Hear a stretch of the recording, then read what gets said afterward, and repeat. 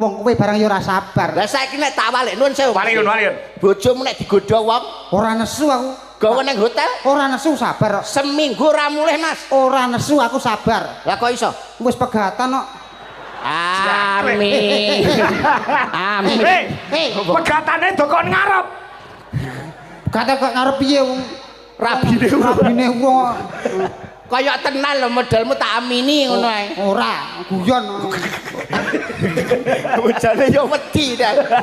Kuwi nang gone bab Sabar. sing nomor loro mau hurufe A.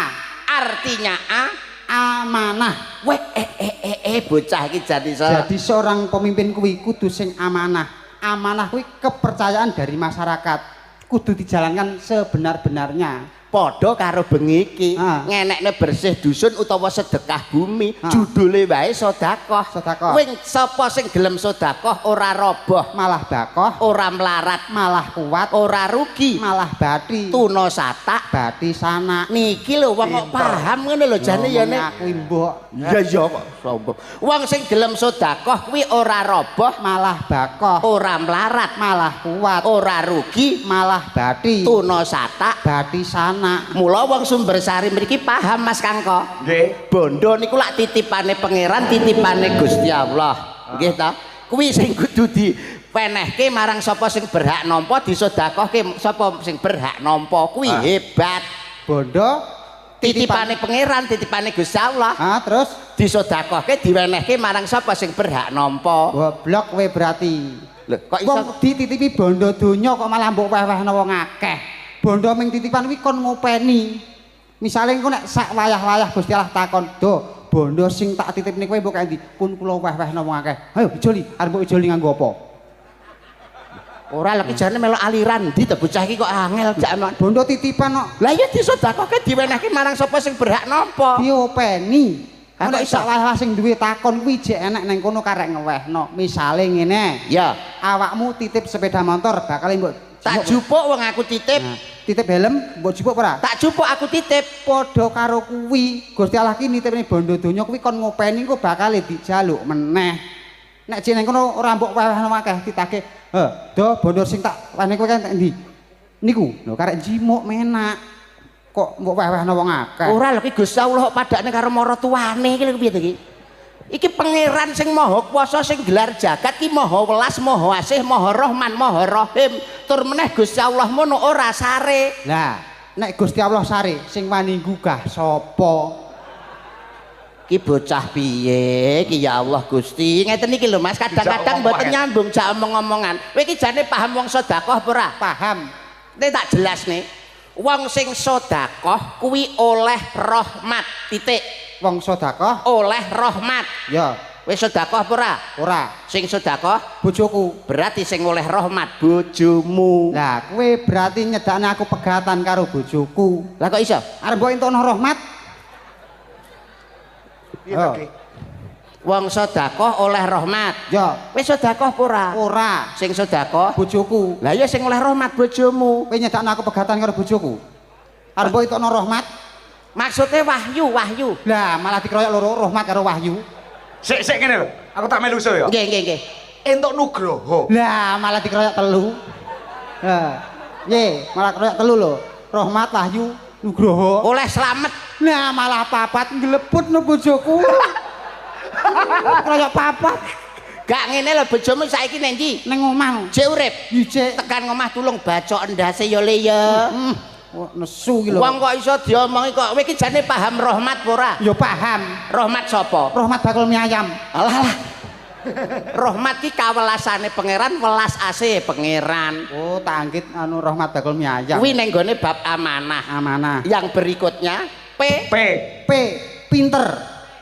Jadi seorang pemimpin kudu sing pinter, aja nganti bodoh. iya Mongko wong bodoh kuwi dadi pangane wong pinter. iya Mas Contone kaya bojoku, goblok goblok bodoh. lah terus Bendino tak pangan. alah bocah rupane kaya nyambik mangan bojo lho.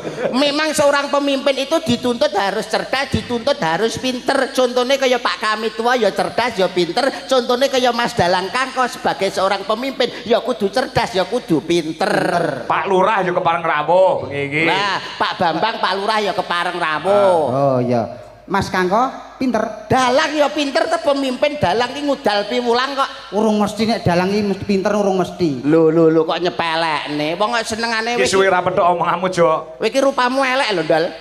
Nyapa? Omonganmu kok ncelekit iki lho. Sing eleke rupamu tok ya aja omonganmu. Lho. Mas Kangko kok mbok lokne ora pinter iki lho. Urung mesti nek dalang iki pinter urung mesti. Lah Bisa terus dites. karepmu? Jasa tak tese. Oke.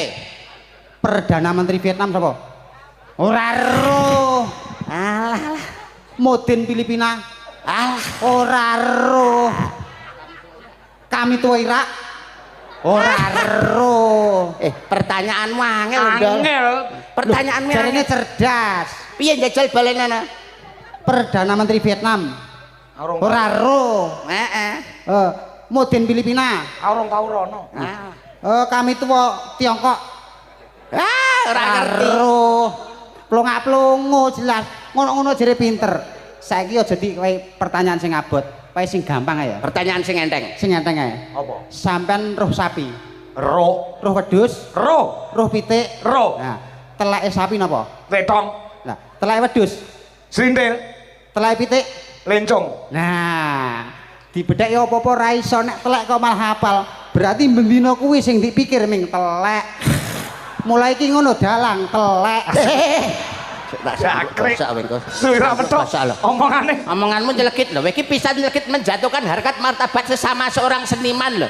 Mas Kangko ki dalang kondang, dalang misuwur tekan ndi lho. Kementerian ndi sing ora tau disaba karo Mas Kangko. Kok mbok jatuhkan di hadapan wong Sumbersari. Wong ditakoni ngono ya ora iso jawab lho. Nek ditakoni masalah telek kok apal. Lho piye mau lho pertanyaanmu lho? Perdana Letong. telek wedhus, Srintil. telek pitik. Lek lencong. Nah, sampean niku kula bedheki apa-apa ora apal, nek telek kok apal. Berarti sing sampean pikir bendina niku telek. Berarti niku sampean dalang telek. Jo, tulung aku, Oh Do. alah. Oh alah, lek telek. Kowe aja menjatuhkan lho. Pisan kas kowe tak elekne, pisan kas kowe tak kandhani. Kok ngisor aku lak wis mekas karo kowe to. Ngomong sak omong iku kudu sing ati-ati. Aku sebagai kanca Belanon aku to. tak belani Mas. Somben Juli awake dhewe ning Lampung bebarengan nah lho. Rasa dijak kowe nek menjatuhkan ngene iki. Aku dibel Pak Lurah dhewe kok. Saiki kowe ngomong nek Mas Kangko kowe sing dipikir Telek. kowe sok kulino-kuliner. Kulino no. Kowe sok kulino jajan. Kulino. Nganjuk ki panganan akeh. Ya, Wis tau mangan bakso, tahu. tau mangan soto. Tahu. Bakso karo soto enak ndi, Mas? Loh, enak soto. Sebab tahu mangan soto, tahu mangan bakso iso bedakno rasane. mie ayam karo rawon enak ndi, Mas? Enak rawon. Sebab Tahu mangan rawon, tahu mangan mie ayam iso bedakno rasane. lah nek pecel karo telek. Enak pecel. Sebab Tahu mangan pecel, tahu Ya, tahu mangan. Tahu mangan telek. Aku mek tak pikir Iki tok. mbok dipikir. Kowe Iki mau mek- pangan lho telek mau. malah mbok pangan. Nyapo aku kok malah goblok kok. Kowe iki memang goblok, kowe iki memang goblok. Kok nyapo? Rawon karo soto enak ndi? Enak rawon. Sebab Tahu mangan rawon, tahu mangan soto. sate karo bakso. Enak sate. Sebab Tahu mangan sate, tahu mangan bakso. lah nek pecel karo telek. Enak pecel. Sebab Tahu mangan pecel, tahu mangan telek. iya bro. Ya ya. Iya bro. Aku mau tak pikir tok kowe mau Nek pangan. biasane lho. mbok godhog apa mbok goreng? Yo tak kum. Tak kum telung Bab apa mau? bab Kepinteran. Pinter. Sing terakhir hurufe U artinya ulet. weh. Jadi seorang pemimpin kudu sing ulet. Iso golek anggaran sing saka kono nggo bangun kono, golek anggaran sing saka kono nggo bangun kono. Kudu ulet. supaya dusune maju, Maju. supaya dusune berkembang. Mulane di samping resep sapu mau apa ana resep-resep liyane, Mas? Akeh no Mas. Contone Contone misalnya kanggo masyarakat kene kuwi Heeh. cukup nganggo ABC.